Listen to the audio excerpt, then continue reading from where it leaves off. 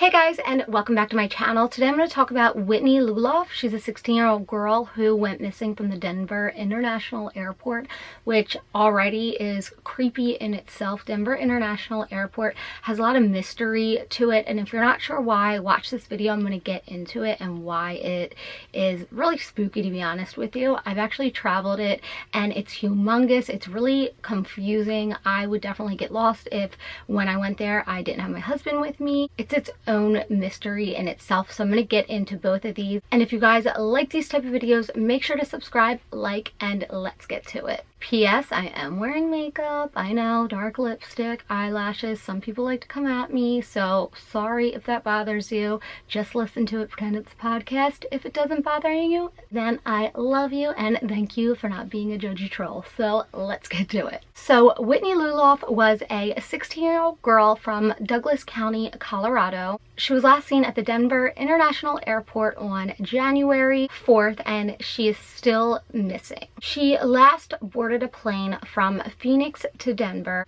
on January 4th. She hasn't been heard from since. Now, her family was waiting for her at the Denver airport so that they could take her home and pick her up when she arrived, but she never arrived. And actually, her mom kept trying to call her cell phone, which wouldn't answer, nothing would happen. And later, her phone ended up being found on a plane to Las Vegas. They said that when Whitney landed, she did not contact her family right after, and this was not typical of her. So Whitney's mother said that the last time she was seen, this was on foot near 61st and Tower Road, January 4th. Around 1:15. Now here's a picture of what she was wearing at the time. She's 5'6", green eyes. She has braces. She is said to have blonde or black hair. She was last seen with this hat on, with dark hair, a gray backpack. Again, she had flown from Phoenix, Arizona to Denver by herself because she was visiting her father in Phoenix. Now, Chris Lulloff, which is her father, confirmed that she ended up getting on the plane back to Denver, but he never received a text back when she landed, which was not typical for her. She also didn't meet her stepfather, who was at the airport waiting for her, and she didn't text him when she landed either, which was not typical. Now, right before the plane took off, she ended up texting her mom. It said, "I love you too," because her mom said, "I love you," and then she added the heart emoji and the thumbs up emoji. Her mom goes on to say that she thought this was a little bit odd because her daughter never used emojis with her mother ever. Now, the department that is handling this case has said that she ended up walking east on 61st Street, and during this whole time she's completely by herself, and from there they're basically trying to figure out where she went and who she could be with at this point. What's weird too is when she was leaving the airport, I'm assuming it's on cameras, with a wig on and a long dark jacket.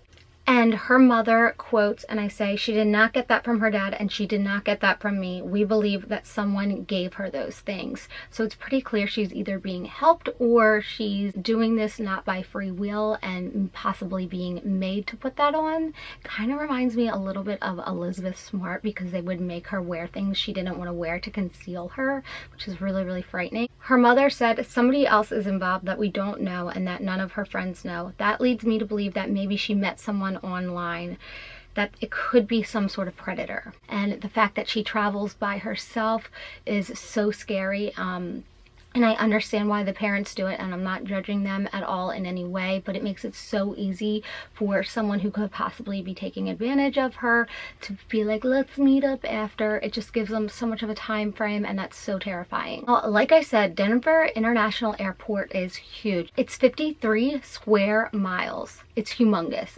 You need a train to go to different parts of the airport to be able to find your flight. It's insane. I could never get through this alone, to be honest with you. I'm very impressed that a 16-year-old was able to do this. Now, the Denver International Airport is home to tons of military bases like Boeing, the North American Aerospace Command, Lockheed Martin, and other ones are just some to name a few. And they say there's a tunnel system below that could possibly be bunkers in case, like, you know, the end of times are coming or something like that. Skeptics have a lot of different ideas of what could possibly be in these bunkers, and some range from possibly I'm trying to think of a way to explain what I'm trying to say without getting my video deleted by YouTube, because they love doing that because they're so awesome for taking people and, you know, selling them. I'm sure you guys have an idea of what I'm trying to say here. Now, what's also weird too is they have all these different gargoyle statues and all these really creepy paintings all over. I think that these paintings and statues represent possibly the new world order, agenda, things like that. Let me know what you think. If you've been to this airport and you've seen these statues and paintings, let me know what you think. I remember before I really got into all this kind of stuff, when I was actually at this airport, I looked at my husband, I'm like, what is with all these like doom and gloom paintings and sculptures? It's really creepy. And then standing right outside of this airport, you cannot miss it when you're pulling in. It's this huge blue statue of this gigantic horse demon thing. It's so creepy. It has bright glowing red eyes. And what's really weird is the artist who made this sculpture had a freak accident and ended up dying because like part of it fell on him and killed him. I don't know if that's a bad omen, but I just feel like it's the scariest looking horse. And to be honest with you, I don't understand why it's sitting outside of an airport. A lot of people tend to call it the Illuminati headquarters. There is also a monument in the airport, and it's a Freemason monument. And what's really creepy is the landing pad things, like where the planes take off and stuff. The landing strips and runways, when you look at it overhead from like a drone or something, it looks like a swastika. Some people believe that there's alien species living underneath in these tunnels as well, and that they're trying to hide them from the public. Well, a lot of people think that there's some really suspicious and worrisome things going on at this airport. I want to know what you guys think. Do you think that maybe she was scooped up by the wrong person? Do you think she planned this ahead of time with somebody she just randomly met on the internet? I want to know what you guys think. Hopefully they find her soon. If they do, I'll definitely give you guys an update. I love you guys so much, and I'll see you soon. Bye.